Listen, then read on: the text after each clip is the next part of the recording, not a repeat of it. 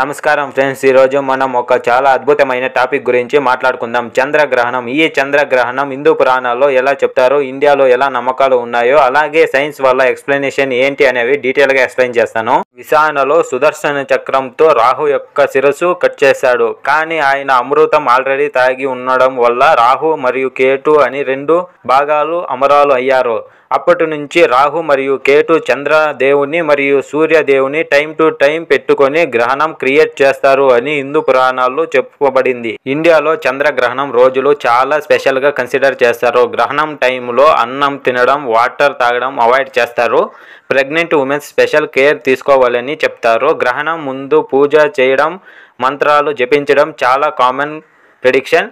గ్రహణం అయ్యాక స్నానం చేయడం, ఫ్రెష్ క్లాత్స్ వేసుకోవడం, అలాగే దానాలు చేయడం చాలా స్కేరీడ్ అని నమ్ముతారు.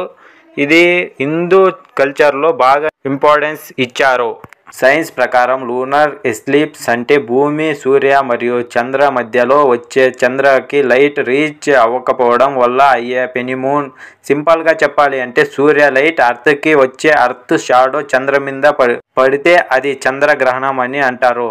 సైన్స్ ప్రెసిప్టివ్లో అది ఒక న్యాచురల్ ఆస్ట్రోనాటికల్ ఈవెంట్, కానీ మన పురాణాల్లో అది రాహు కేతు కథతో కనెక్ట్ చేస్తారు. చంద్రగ్రహణానికి సంబంధించి ఇండియాలో ఉన్నటివి కస్టమైజ్ బిలీఫ్స్ జనరేషన్స్ నుంచి ఫాలో అవుతున్నాయి.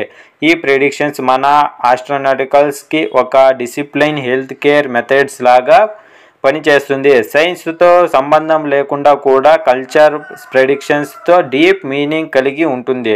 సో ఇది చంద్రగ్రహణం ఒక సైడ్ సైన్స్, ఇంకొక సైడ్ హిందూ పురాణాస్ కల్చర్స్. ఇది మంచో చెడో కాకుండా మంచి డిసిప్లైన్ ప్రిడిక్షన్ అని ఫాలో చేయడానికి ఒక సిస్టమ్ లాగా ఉంటుంది. మీరు కూడా చంద్రగ్రహణం టైంలో ఏమి కస్టమైజ్ ఫాలో చేస్తారో కామెంట్ సెక్షన్లో తెలియజేయండి.